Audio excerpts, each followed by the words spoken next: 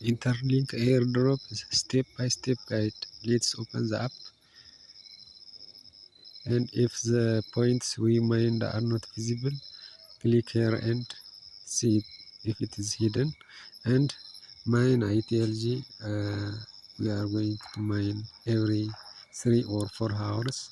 I already mined, claimed, and you have to claim it every 4 hours at least. Okay, let's go to the profile and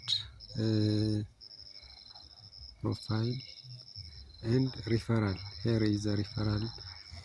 After we click the referral and Oman hash, and we enter this number around here. Let's see it in the arrow.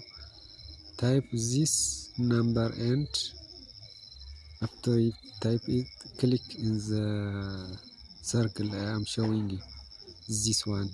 Click, and after that it will give us 1000 ITLG token, and we have to be in queue to verify.